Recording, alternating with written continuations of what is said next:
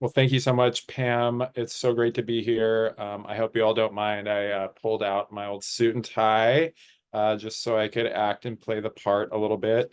Um, like I said in my intro, I'm the Washington Policy Manager for the Surfrider Foundation. We are a part of Plastic Free Washington, and it's really a cool gig for me because I got into working in politics because I care about the environment and realized that the best way to help the environment was through policy change. So after going to the Evergreen State College studying environmental policy, I went to work in the state legislature as a legislative aide, and I worked for several different uh, members as kind of it's like similar to a chief of staff role. So I've seen about 8 sessions and millions of meetings and all kinds of legislative stuff. So I'm here to kind of talk about what that experience is like, what the legislative process is, and then what you can expect when you want to talk to your legislators, what it kind of seems like from the other side of the lens. So yeah, let's dive in.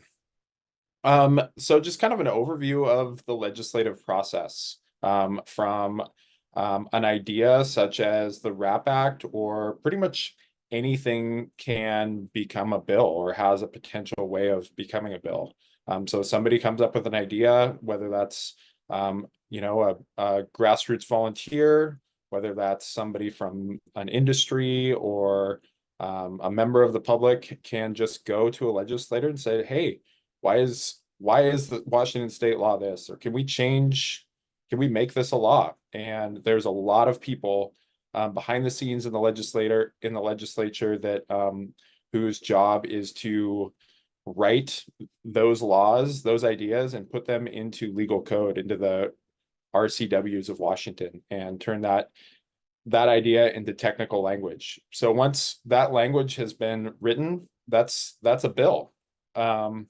So that bills get introduced during session. So we're about to go into our annual legislative session in Washington State. We have session annually. We have a long session in the odd years and an even session, or in a short session in the odd years. And so every 2 years they write a big biennial 2-year state budget, and they take about 105 days to go through session. And then in short years, they go through a 60-day supplemental legislative session. And yeah, if anybody has any questions at any time, just hop in, ask them as we go. Don't need to wait till the end. We've got enough folks here that we can just, keep it conversational and easy. So when a bill is drafted, it gets submitted, gets dropped into the hopper, and it then starts going through the process. So what we see here on our picture is we've got two chambers, so that would signify the House and the Senate. And a bill can really either start in one, the other, or both at the same time. Oftentimes you'll hear about a companion bill, or bill and its companion, or a bill will have two numbers. And so what that is the House and the Senate both go through a parallel process. And during each of those processes, the bill can be amended or changed in numerous different ways. So committee hearings is where it begins. The floor leader will choose which committee a bill goes through, whether that's an environment committee or a fiscal committee or a transportation committee or a labor committee or healthcare. There's all these different things that we kind of sort our issues into, and those are all made up of a smaller amount of legislators. So a bill will be heard in a committee, and that's a chance for the public to come and testify. Legislators can ask questions. It's kind of a trial run and a chance for the public to really chime in and legislators to hear what concerns are, whether there's an overwhelming positive response or whether there's a negative response. And it's really designed for the public to have an even voice with industry and other big controlling interests. So a bill then goes through hearing. Ideally, if it's a good bill, it'll get exec out of committee, they call it, and that means that it gets voted out of that committee. And then it's either taken to the floor for an overall debate and passage, or if it has a lot of money associated with it, it'll go to another committee, a fiscal committee, and there's another chance for it to repeat that process. So I guess from the floor debate, that's when all of the members get a chance to give speeches, talk about the merits of the bill within their chamber. You see folks, senators, House members in front of their desks, standing up, giving grandiose speeches in front of the Speaker of the House and whatnot. From there, it gets voted on, and if it passes, it goes to the other chamber. So you'll hear things like cutoff dates during legislative session, and that's really when a bill has the chance to, if it passes out of one chamber before the cutoff, that's when the next chamber starts to look at all the other chambers' bills. So there's kind of this 3/4 or halfway point through session in which bills have to make it over the other chamber or else they're dead. So in the second chamber, it repeats this cycle again. It starts back at at the committee, whether that's environment committee or healthcare committee, goes through the same rounds of public process and input. This time, if there have been amendments that have been made, those will be considered as part of it. And then it again goes back to a broader floor. And I see question, what happened to the RAP Act the last time it was introduced? How far through the process did it go? It went through the Senate, all the way past the Senate, into the House, through the committee hearings, and then it ultimately died in the floor debate of the House before the end of session. So if a bill does pass through both chambers, it has to be identical. So there's a process called concurrence so if the RAP Act had passed through the House last year, it would have had to go back to the Senate for a concurrence vote. That just means that the same bill that passes through one chamber is the exact same bill that passes through the second chamber. And there's a process of that that's somewhat convoluted and complex. And once it passes concurrence towards the end of session, it's got a chance to go to the governor. The governor then signs the bill. The governor always has a chance as a co-equal branch of government to veto, either partially veto a section or veto an entire bill. And then the bill gets finally signed into law. I think the RAP Act last year, there was a bill on the Senate side, but I don't think the House bill actually crossed over. So I think that there was a committee hearing on the Senate side for the Senate companion. That's another thing that can be confusing, is sometimes a bill can start on both sides and it more or less has the same language. So, but then one side becomes like the main vehicle. So last year's, I think, just a quick correction, Pete. Yeah, the House bill became the main vehicle. And even though there was some hearings on the Senate side, one bill didn't get a chance to cross over to the other side. So we definitely have work to do to educate our legislators about this and continue ensuring that senators see the RERAP Act is what we're going to be calling it this year, a reinvention of last year's bill and a more or less the same content, but in some different forms. Yeah. Super. Thanks, Pam. Yeah. And then I had one question, Pete, that maybe you know the answer. Do you know if RCW stands for anything? I always see that like written out in like the bill codes. Like, it's the Revised Code of Washington. cool. I always wondered that. Thanks. Okay, this is, yeah, just shut, you can, Yeah, so this is pretty much what I described before, except for there's one piece in here that was not in the previous slide, just called the Rules Committee. And in the process, the Rules Committee is kind of this it's an interesting piece of the legislative process. And there's not a chance for the public to weigh in the Rules Committee. It's pretty much when members of the leadership of both parties have a chance to set the floor agenda. So let's say the RAP Act passes through its Environment Committee. It gets a hearing. It then gets exec'd out. It would then go to the Ways and Means Committee or Appropriations Committee in the House. That would be the Fiscal Committee. They look at the overall monetary impact of a bill. They see if they line it up with the state budget. You know, it could be a sound policy, but it may cost, you know, a huge amount of money. That's really when the fiscal and dollar amounts are debated, when a policy or something with a large price tag gets compared to other priorities for the state budget. And it then gets, let's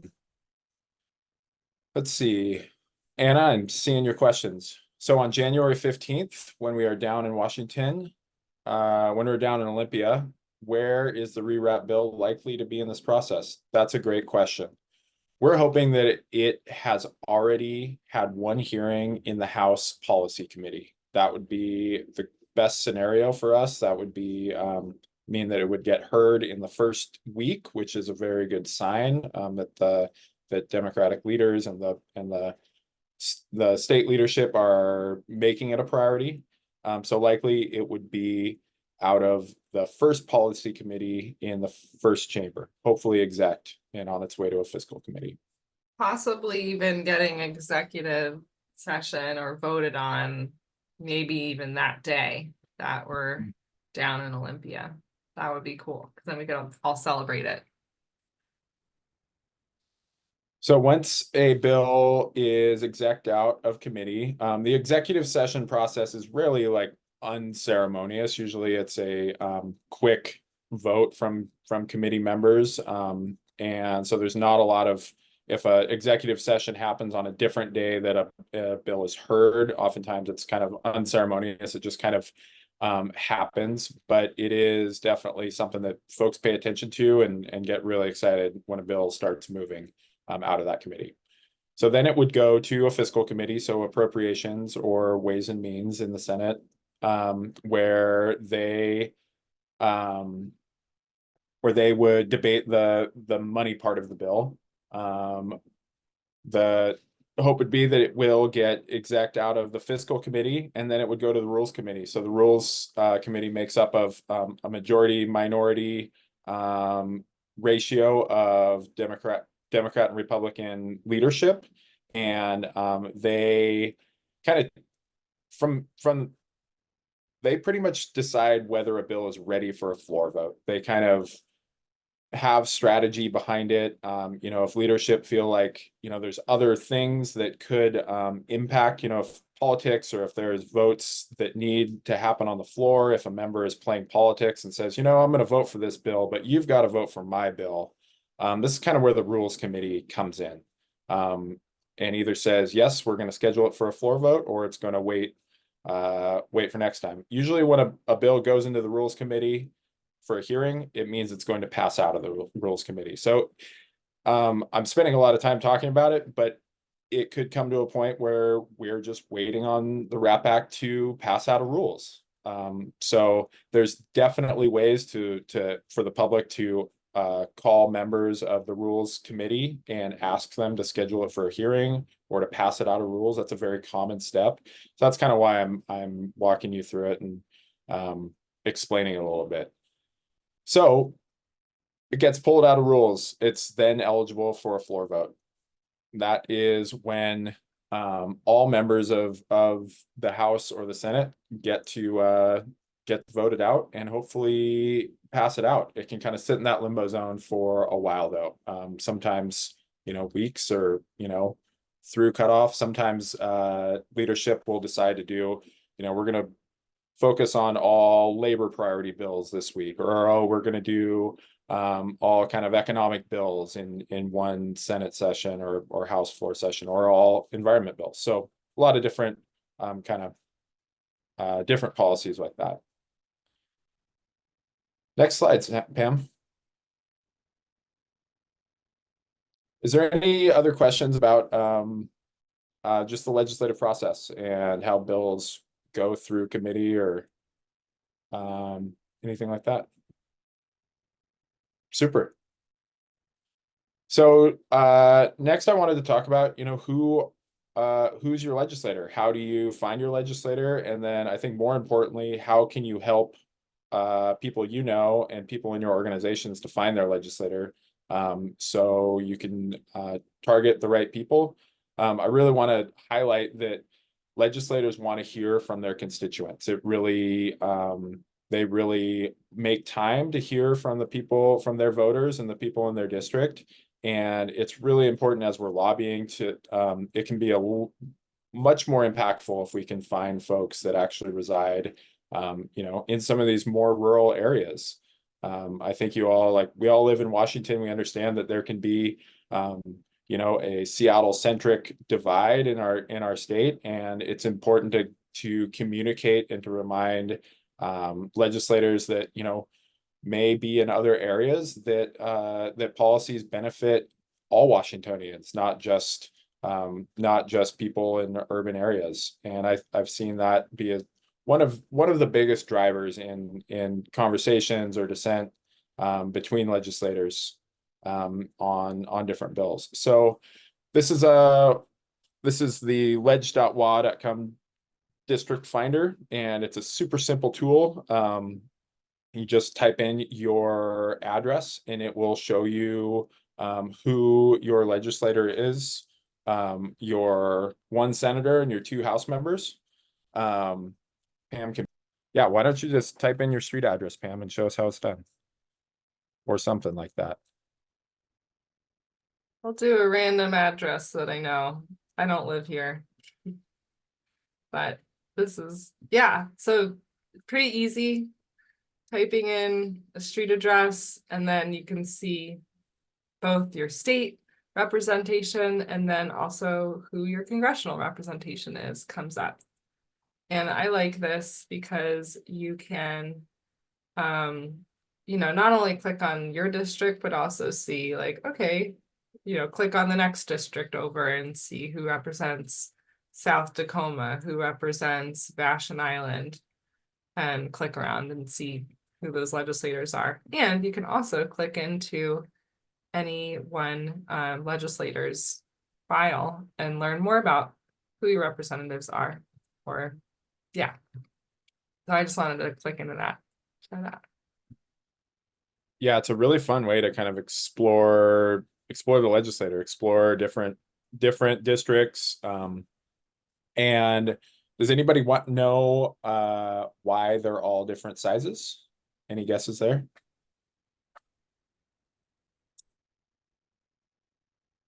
So the Washington State Redistricting Commission ensures that each district has roughly the same amount of people in it.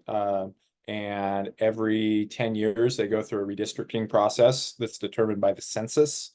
So it's a really important tool that makes sure that, as population centers change and grow, that we all have an equal voice in the legislature. So you can see, the 9th district is massive. So is the 7th district. Whereas if you zoom into Capitol Hill, where population density is, there's 100,000 people all living within, a few square miles, those districts get really small. So, yeah, I would suggest copying that link down so that you can share it when you're asking people within your orgs to advocate. And I'm just seeing your question here. Will there be just one bill or will there be two? And if there's only one, which house is it starting in? That's a great question. This year, it looks like there will be one bill in the House. It'll be sponsored again by Liz Berry. And she has some strategy about that, why there's not a Senate companion bill. So I sometimes there's I think when you have one bill, that means that you can kind of control amendments and what happens to that bill within a chamber. And so I think that is the strategy. So I'll be starting in the House. Next slide, please, Pam. So once you figure out who your legislator is or who you're going in to meet, it's really good to just remember these are people. These are people with jobs. These are people that, lives outside of the legislature. And, lots of them started either as activists or they all have a story. And they're all citizens and just normal folks like me and you. So it's really important to do a little bit of background research. Where did they come from? What are some of their interests? How long have they been in office? What drove them to run for the legislature? And lots of that stuff is really easy to find online. You can, just do some little bit of Google searching, and if they're good, they've got a compelling reason why they're there and what are the things that they're interested in. And once you can kind of establish that, it makes it easy to make a conversation or to tie it into what you're there to advocate for. It's really important to kind of, know what their big priorities are. I mean, oftentimes there's hundreds and hundreds of bills that happen during a session. So if you can tie your bill into something that they care about, that's a lot easier for them to be supportive, or at least to understand what the policy is. Part of understanding that is figuring out what committees they could be on. That's really crucial because it could determine how much power they have to move this bill forward. It could also let you know how much familiarity they have already with the bill. If they're sitting on the environment seat, or if they are, if they're the bill sponsor or a co-sponsor, have signed on, oftentimes they'll know about that bill already, and you may be able to like skip the part where you're explaining what the bill does and just talk about strategy, or talk about the things that they like about the bill. Or you could have the opportunity to ask them questions, or to find out other ways that we could potentially help. Like they might say, oh, my seatmate is not doesn't really seem to understand this policy. Maybe you should go talk to them. Or you could say, I'd like to be a yes on this, but here's my reason for that I said no in committee. And it's really helpful as an advocate to kind of get our overall strategy right, with all that information. It's also really nice to think about, what have they done in other sessions? You can use that legislative search tool to look up bills that may have sponsored last year or earlier in their career. And sometimes it's a really nice way to start a conversation like, wow, thank you so much for voting yes on the WRAP Act last year. That was a big help. And they like to hear that. And it shows that you're well read and you're paying attention. And it can always lead to just like filling the space and the time, and giving you a better understanding of who they are and kind of what their priorities are. Next slide. Yeah, so what can you expect? So if you're coming to Olympia on the 15th, it can be a crazy place. It's got a whole energy to it. There's people running around looking very busy. Everybody's wearing suits. Oftentimes it's raining. Parking is crazy. It can be really intimidating, but it's really important to know that this is your house. This is your government, and it's you are part of the process. Your voice matters. So typically when we're starting, when we're looking at scheduling an advocacy day, this year we're going with Martin Luther King Day because it's a holiday that people commonly have off of work. So you all can find time to go down to Olympia. They are running business as usual on Martin Luther King Day in Olympia. They'll do some resolutions and things to honor Dr. Martin Luther King, but it is very much nobody's taking the day off down there. So we, in setting up the lobby day, we will have scheduled meetings with offices. This can take a lot of different forms.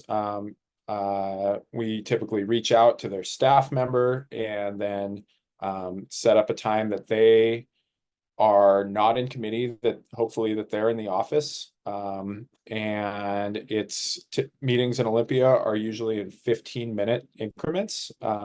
That's usually the way that they organize their days. And so it's really important to have, to be slightly early, to be a little bit flexible in case their meeting is going long, understanding like going from one meeting on one side of the campus and giving yourself, 10 minutes to get to, if you're meeting with their seatmate or another legislator.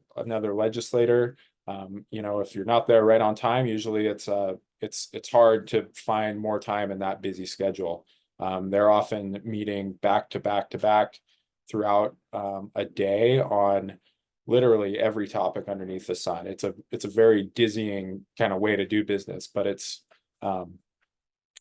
pretty it's fun once you get there. And so I think that's really kind of ties into the last slide of figuring out why you're there and coming up with a compelling narrative. What is your story? Why are you there?